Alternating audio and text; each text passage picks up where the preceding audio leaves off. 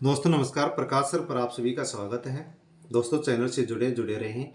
अपने जितने भी साथी परीक्षा की तैयारी कर रहे हैं और उनकी परीक्षाओं में हिंदी का सिलेबस जोड़ा गया है, उन अपने दोस्तों के पास भी निःशुल्क जो हिंदी व्याकरण का सिलेबस एक सीरियल के माध्यम से उपलब्ध है, उसे देखें और अपनी अच्छी तैयारी करें। पिछली परीक्षा में पूछे गए प्रश्न व्याख्या सहित की वीडियो भी चैनल पर प्लेलिस्ट के रूप में उपलब्ध हैं, उनको भी अवश्य देखें। वीडियो से नोट्स भी बना सकते हैं। 2 बार 3 बार यदि वीडियो को देखें तो बहुत ही कम समय में हम हर पॉइंट का रिवीजन अच्छी तरह से कर सकते हैं। संज्ञा से अव्यय तक यानी विकारी और अविकारी जो अव्यय शब्द हैं, उनकी जो पिछली परीक्षा में पूछे गए प्रश्न हैं उनका हम अध्ययन कर रहे हैं। और हिंदी व्याकरण का पिछली परीक्षा में पूछे गए महत्वपूर्ण प्रश्नों की व्याख्या सहित का ये 5वां पार्ट है, जिसमें हम 119वें प्रश्न से अध्ययन करेंगे। निम्न विकल्पों में से उस विकल्प का चयन कीजिए जो जातिवाचक संज्ञा का सही विकल्प है। जातिवाचक संज्ञा कौन सा है? तो यहां पर सही उत्तर है बी, वृक्ष। जिस शब्द से किसी व्यक्ति, वस्तु या स्थान की संपूर्ण जाति का बोध हो उसे जातिवाचक संज्ञा कहते हैं। जातिवाचक संज्ञा किसे कहते हैं? किसी व्यक्ति, किसी वस्तु, किसी स्थान की संपूर्ण जाति का बोध कराने वाला जो शब्द होता है उसको ही हम जातिवाचक संज्ञा कहते हैं। तो वृक्ष शब्द जातिवाचक संज्ञा शब्द है। 120वां प्रश्न है, निम्न वाक्य में कोष्टक में दिए गए शब्दों का परिचय वाला विकल्प चुनिए। पद का परिचय, उपवन में सुंदर फूल खिलते हैं। सुंदर शब्द का पद परिचय देना है तो सुंदर जो शब्द है ये गुणवाचक विशेषण है। कोष्टक में दिए गए पद सुंदर से संज्ञा का गुण प्रकट हो रहा है तो एक गुणवाचक विशेषण होगा। जिस शब्द से संज्ञा का गुण, दशा, स्वभाव आदि लक्षित हो उसे गुणवाचक विशेषण कहते हैं। कि जो शब्द संज्ञा की गुण, दशा, स्वभाव, अवस्था, स्थिति का ज्ञान कराते हैं उन शब्दों को गुणवाचक विशेषण शब्द कहते हैं। अगला प्रश्न है, विशेषण पदबंध बताइए।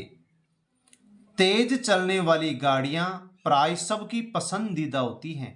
इनमें से इन वाक्यों में से इस वाक्य में विशेषण पदबंध कौन सा है? तो सही उत्तर है डी, तेज चलने वाली। तेज चलने वाली वाले जो पद हैं, ये जो पद हैं ये विशेषण पदबंध है, क्योंकि विशेषता बता रहे हैं कि कौन सी गाड़ियां ज्यादा पसंद है, जो तेज चलने वाली होती है। तो तेज चलने वाले जो पदों का समूह है यह है विशेषण पदबंध है। संज्ञा या सर्वनाम की विशेषता बताने वाले शब्द को विशेषण कहते हैं। दिए गए वाक्य में गाड़ियों की विशेषता तेज चलने वाली पदबंध से प्रकट हो रही है। तो जो शब्द संज्ञा सर्वनाम की विशेषता बताते हैं उनको विशेषण कहते हैं। तो यहाँ पर गाड़ियों की विशेषता बताएगी कौन सी गाड़ियां ज्यादा पसंद की जाती हैं, तेज चलने वाली। तो विशेषता बताई गई है तेज चलने वाली से, और एक जो पदों का समूह है ये विशेषण पदबंध है। अगला प्रश्न है, क्रिया पदबंध छांटना है। क्रिया पदबंध छांटना है। मुझे रोहन दूर से ही दिखाई दे रहा है। इस वाक्य में क्रिया पदबंध कौन सा है?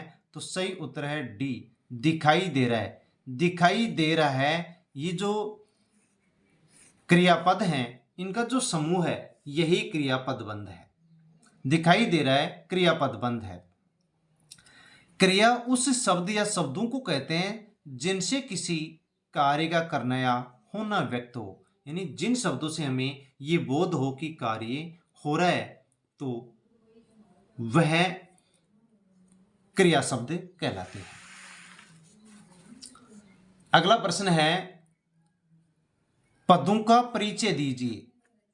रात में देर तक बारिश होती रही। तो देर तक जो शब्द है इन पदों का परिचय देना है तो इसका सही उत्तर है ए, क्रिया विशेषण। क्रिया की विशेषता बता रहा है। रात में देर तक बारिश होती रही। बारिश कब तक होती रही? देर तक। तो देर तक जो ये पद हैं ये क्रिया विशेषण के पद हैं। अगला प्रश्न है, निम्न विकल्प में से उस विकल्प का चयन कीजिए जो अन्य पुरुषवाचक सर्वनाम का सही विकल्प है। अन्य पुरुषवाचक सर्वनाम, पुरुषवाचक सर्वनाम के 3 भेद होते हैं, उत्तम पुरुष, मध्यम पुरुष, अन्य पुरुष। तो अन्य पुरुषवाचक सर्वनाम का उदाहरण है बी, वे। जो वे शब्द सर्वनाम शब्द है, यह अन्य पुरुषवाचक सर्वनाम शब्द है। अन्य पुरुषवाचक सर्वनाम जब वक्ता श्रोता के सिवाय उसके अलावा किसी अन्य पुरुष के लिए कहे तो वे अन्य पुरुषवाचक सर्वनाम कहलाते हैं। यानी वक्ता जब श्रोता के अलावा, सुनने वाले के अलावा किसी अन्य के लिए किसी शब्द का प्रयोग करता है, सर्वनाम का प्रयोग करता है, तो उसे अन्य पुरुषवाचक सर्वनाम कहते हैं। जैसे वह, वे, ये, उसने आदि। तो ये सब अन्य पुरुषवाचक सर्वनाम है जो स्वयं वक्ता और श्रोता के लिए नहीं होते हैं बल्कि किसी तीसरे के लिए प्रयोग में लिए जाते हैं। मैं, हमारा, ये उत्तम पुरुषवाचक सर्वनाम के उदाहरण है। अगला प्रश्न है सुमेलित कीजिए। सुमेलित कीजिए। तो शब्द और विशेषण का प्रकार। जो अशिष्ट शब्द है, ये कैसा विशेषण शब्द है? ये गुणवाचक विशेषण शब्द है, लेकिन गुणवाचक विशेषण भी उपभेद होते हैं। तो अशिष्ट शब्द दोष बोधक गुणवाचक विशेषण शब्द है। राजस्थानी शब्द गुणवाचक है, लेकिन उसका उपभेद स्थान बोधक गुणवाचक विशेषण है, क्योंकि राजस्थान से राजस्थानी बना है, स्थान से बना है। अस्वस्थ दशा बोधक गुणवाचक विशेषण है, दशा या अवस्था स्थिति का बोध करवा रहा है। प्राचीन काल बोधक गुणवाचक विशेषण है, क्योंकि समय का बोध करवा रहा है। ऐसे शब्द जिनसे किसी संज्ञा सर्वनाम के गुण, दोष, दशा, आकार, काल आदि का ज्ञान प्राप्त होता है, गुणवाचक विशेषण कहलाते हैं। इसके निम्नलिखित भेद हैं: कालवाचक, स्थानवाचक, आकार बोधक, रंग बोधक, दशा बोधक, गुण बोधक। यानी जो भी शब्द संज्ञा सर्वनाम के गुण, दोष, दशा, अवस्था, स्थिति, आकार, स्वभाव, काल का बोध कराते हैं, उनको गुणवाचक विशेषण कहते हैं। और गुणवाचक विशेषण के भी अनेक भेद होते हैं, जैसे कालवाचक, स्थानवाचक, आकार बोधक, रंग बोधक, दशा बोधक और गुण बोधक। अगला प्रश्न है निम्नलिखित में से विशेषण से निर्मित भाववाचक संज्ञा कौन सी है? जो विशेषण से बनी है वह भाववाचक संज्ञा कौन सी है? सी, बड़प्पन। यानी बड़प्पन जो शब्द है, ये बड़ा से बना है, जो विशेषण शब्द है। तो बड़प्पन शब्द विशेषण से निर्मित भाववाचक संज्ञा है। जैसे बड़ा, धनपन, बड़प्पन। तो बड़ा विशेषण है, पन प्रत्यय लग गया, बड़प्पन यहाँ पर भाववाचक संज्ञा है। लड़का, धनपन संज्ञा से बना है, लड़कपन तो जातिवाचक संज्ञा से निर्मित है। लिखदन, आवट, लिख क्रिया है, तो लिखावट क्रिया से निर्मित शब्द है। 127वां प्रश्न है निम्नलिखित में से किस वाक्य में अनिश्चयवाचक सर्वनाम नहीं है? अनिश्चयवाचक सर्वनाम देखना है तो बी में नहीं है। सब लोगों ने एक दूसरे को अपने अपने पते दिए, यहाँ पर अनिश्चयवाचक सर्वनाम नहीं है। कोई न कोई तो मेरी बात सुनेगा, कोई न कोई, यहाँ पर ये अनिश्चयवाचक सर्वनाम के उदाहरण हैं। किसी ने पत्थर मार दिया, किसी ने, किसी अनिश्चय है, अनिश्चयवाचक सर्वनाम है। हमने भारत में रहकर बहुत कुछ सीखा, जो कुछ शब्द है ये अनिश्चयवाचक सर्वनाम है। सब लोगों ने एक दूसरे को अपने अपने पते दिए, इस वाक्य में अनिश्चयवाचक सर्वनाम का प्रयोग नहीं हुआ है। अनिश्चयवाचक सर्वनाम किसे कहते हैं? ऐसे शब्द जिनसे किसी निश्चित वस्तु, पदार्थ का बोध ना हो, उसे अनिश्चयवाचक सर्वनाम कहते हैं। जैसे कुछ, किसी, कोई।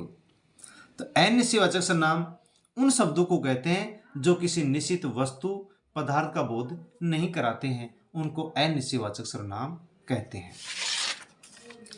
अगला प्रश्न पढ़ते हैं हम 128वां। सुमेलित कीजिए।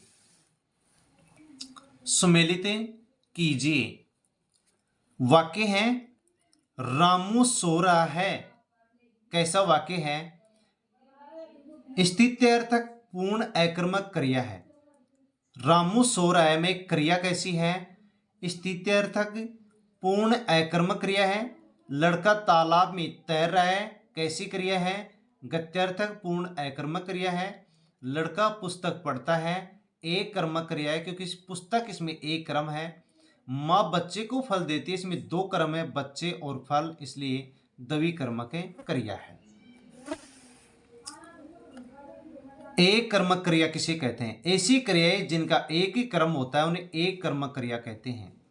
द्विकर्मक क्रिया ऐसी क्रियाएं जिनका दो क्रम प्राप्त हो उन्हें द्विकर्मक क्रिया कहते हैं। जिन क्रियाओं का एक क्रम होगा वह क्रिया एक कर्मक, और जिन क्रियाओं का दो क्रम होंगे उन क्रियाओं को द्विकर्मक क्रिया कहते हैं। अकर्मक क्रिया ऐसी क्रियाएं जिनके साथ क्रम न हो तो उन्हें अकर्मक क्रिया कहते हैं। इनके दो भेद होते हैं, पूर्ण अकर्मक क्रिया और अपूर्ण अकर्मक क्रिया। जिन क्रियाओं का क्रम नहीं होता है उनको अकर्मक क्रिया कहते हैं। अकर्मक क्रिया के दो भेद होते हैं, एक पूर्ण अकर्मक क्रिया और दूसरा अपूर्ण अकर्मक क्रिया। स्थिति और गति के आधार पर पूर्ण अकर्मक क्रियाओं को पुनः दो भागों में बांटा जा सकता है, स्थित्यर्थक पूर्ण अकर्मक क्रिया और गत्यर्थक पूर्ण अकर्मक क्रिया। स्थिति और गति के आधार पर भी पूर्ण अकर्मक क्रियाओं को भी दो भागों में बांट दिया जाता है। अगला प्रश्न है, समुच्चय बोधक अव्यय नहीं है। कौन से में समुच्चय बोधक अव्यय नहीं है? तो सी में नहीं है। वह बैठकर खाना खा रहा था, इसमें समुच्चय बोधक अव्यय का प्रयोग नहीं किया गया है। मैं आया और वह गया, और समुच्चय बोधक अव्यय दो उपवाक्यों को जोड़ रहा है। मैं जाऊंगा या वह जाएगा, या जो अव्यय शब्द है ये दो उपवाक्यों को जोड़ रहा है, तो समुच्चय बोधक अव्यय है। उसने कहा तो था लेकिन इतना स्पष्ट नहीं, लेकिन जो अव्यय शब्द है ये समुच्चय बोधक अव्यय है। समुच्चय बोधक अव्यय किसे कहते हैं? दो या दो से अधिक शब्दों, वाक्यों या वाक्यांशों को जोड़ने वाले शब्द को समुच्चय बोधक अव्यय कहते हैं। और, किंतु, परंतु, इसलिए, बल्कि, या, अथवा, वह, एवं आदि ये समुच्चय बोधक अव्यय के उदाहरण है। समुच्चय बोधक अव्यय किसे कहते हैं? जो दो या दो से अधिक शब्दों या वाक्यों या वाक्यांशों को जोड़ने का काम करते हैं उनको समुच्चय बोधक अव्यय कहते हैं। 130वां प्रश्न है, सार्वनामिक विशेषण युक्त वाक्य कौन सा है? सर्वनाम से निर्मित विशेषण का वाक्य कौन सा है? तो सही उत्तर है ए। इतने गुणज्ञ और रसिक लोग एकत्र हैं। यहां पर सार्वनामिक विशेषण का प्रयोग इस वाक्य में किया गया है। इतने गुणज्ञ और रसिक लोग एकत्र हैं सार्वनामिक विशेषण युक्त वाक्य है। संज्ञा सर्वनाम की विशेषता बताने वाले शब्दों को विशेषण कहते हैं। विशेषण मूलतः चार प्रकार के होते हैं, सार्वनामिक विशेषण, गुणवाचक विशेषण, संख्यावाचक विशेषण और परिमाणवाचक विशेषण। तो इतने जो शब्द है ये सर्वनाम शब्द है, लेकिन किसी संज्ञा से पहले प्रयुक्त होकर के उस संज्ञा की विशेषता बता रहा है, इसलिए इतने शब्द सर्वनाम होते हुए भी सर्वनाम न होकर यहाँ पर ये विशेषण शब्द है, इसलिए इस सर्वनाम शब्द को सार्वनामिक विशेषण कहेंगे या कहा जाता है। तो संज्ञा सर्वनाम की विशेषता बताने वाले शब्दों को विशेषण कहते हैं, और जो सर्वनाम शब्द किसी संज्ञा के पहले प्रयुक्त होकर के उसकी विशेषता बताता है तो उस सर्वनाम शब्द को सार्वनामिक विशेषण कहते हैं। सार्वनामिक विशेषण पुरुषवाचक और निजवाचक सर्वनाम मैं, तू, वह के सिवा अन्य सर्वनाम जब किसी संज्ञा के पहले आते हैं तब वे सार्वनामिक विशेषण कहलाते हैं। यदि कोई भी पुरुषवाचक सर्वनाम या निजवाचक सर्वनाम किसी संज्ञा के पहले आते हैं और उस संज्ञा शब्द की विशेषता बताते हैं तो उन सर्वनाम शब्दों को सार्वनामिक विशेषण कहते हैं। जैसे वह नौकर नहीं आया, यह घोड़ा अच्छा है, या नौकर और घोड़ा संज्ञाओं के पहले विशेषण के रूप में वह और यह सर्वनाम आए हैं, ये सार्वनामिक विशेषण। वह नौकर नहीं आया, यह घोड़ा अच्छा है, वह सर्वनाम है लेकिन संज्ञा से पहले आया है और नौकर की विशेषता बता रहा है, संज्ञा की विशेषता बता रहा है। यह जो सर्वनाम शब्द है वो घोड़ा संज्ञा से पहले आया है और घोड़ा संज्ञा की विशेषता बता रहा है। तो यहाँ पर यह सर्वनाम शब्द और वह विशेषण जो शब्द यह है सर्वनाम शब्द, और वह सर्वनाम जो शब्द हैं ये सर्वनाम शब्द होते हुए सर्वनाम शब्द न होकर के विशेषण शब्द हैं, और इन सर्वनाम शब्दों को जो कि विशेषता बता रहे हैं इनको सार्वनामिक विशेषण कहते हैं। व्युत्पत्ति के अनुसार सार्वनामिक विशेषण के भी दो भेद होते हैं, मौलिक सार्वनामिक विशेषण और यौगिक सार्वनामिक विशेषण। अगला 131वां प्रश्न है, किस विकल्प में अकर्मक क्रिया का प्रयोग हुआ है जिसमें क्रम नहीं है? सी, नौकर बीमार रहा। यहां पर क्रम नहीं है इसलिए क्रिया अकर्मक क्रिया है। रचना की दृष्टि से क्रिया के सामान्यतः दो भेद होते हैं, सकर्मक क्रिया और अकर्मक क्रिया। लेकिन दोस्तों यहां पर हम रचना के स्थान पर क्रम पढ़ेंगे कि क्रम की दृष्टि से क्रिया के सामान्यतः दो भेद होते हैं, सकर्मक और अकर्मक। रचना नहीं, क्रम की दृष्टि से क्रिया के सामान्यतः दो भेद होते हैं, सकर्मक और अकर्मक। जिस वाक्य में क्रम है उस क्रिया को सकर्मक, और जिस वाक्य में क्रम नहीं है उस क्रिया को अकर्मक। सकर्मक क्रिया, सकर्मक क्रिया उसे कहते हैं जिस क्रिया के व्यापार का संचालन तो कर्ता से हो पर जिसका फल या प्रभाव किसी दूसरे व्यक्ति या वस्तु अर्थात क्रम पर पड़े। उदाहरणार्थ, श्याम आम खाता है। इस वाक्य में श्याम करता है, खाने के साथ उसका कर्तरी रूप से संबंध है। प्रश्न होता है क्या खाता है? उत्तर है आम। इस तरह आम का सीधा खाने से संबंध है, अतः आम क्रम कारक है। या श्याम के खाने का फल आम पर अर्थात क्रम पर पड़ता है, इसलिए खाना क्रिया सकर्मक है। कभी कभी सकर्मक क्रिया का क्रम छिपा रहता है, वह गाता है, वह पढ़ता है, या गीत और पुस्तक जैसे क्रम छिपे हैं। तो जिस वाक्य में क्रम प्रयुक्त होता है, क्रम होता है, उस क्रिया को सकर्मक क्रिया कहते हैं, क्योंकि उस क्रिया का जो प्रभाव या फल होता है वह क्रम पर पड़ता है, कर्ता पर नहीं पड़ता है, तो उस क्रिया को सकर्मक क्रिया कहते हैं। क्रम के आधार पर क्रिया का दूसरा भेद है अकर्मक क्रिया। जिन क्रियाओं का व्यापार या फल कर्ता पर हो वे अकर्मक कहलाते हैं। अकर्मक क्रियाओं में क्रम नहीं होता, क्रिया की व्यापार का फल दूसरे पर न पड़कर कर्ता पर पड़ता है। उदाहरण के लिए, श्याम सोता है, इसमें सोना क्रिया अकर्मक है। श्याम करता है, सोने की क्रिया उसी के द्वारा पूरी होती है, अतः सोने का फल भी उसी पर पड़ता है, इसलिए सोना क्रिया अकर्मक है। इसी प्रकार नौकर बीमार रहा वाक्य में बीमारी अकर्मक क्रिया है। तो जिस वाक्य में क्रम नहीं होता है उस वाक्य की क्रिया अकर्मक होती है, क्योंकि उस क्रिया का फल कर्ता पर पड़ता है और उस क्रिया को अकर्मक क्रिया कहते हैं। इस प्रकार से हमने इस पार्ट में पिछली परीक्षा में पूछे गए प्रश्न व्याख्या सहित पढ़े, बहुत अच्छी तरह से समझा। वीडियो को यदि एक बार दो बार देखा जाए तो अवश्य अच्छी तरह से हमारी व्याकरण का यहाँ पर रिवीजन संपन्न होता है। थैंक यू दोस्तों।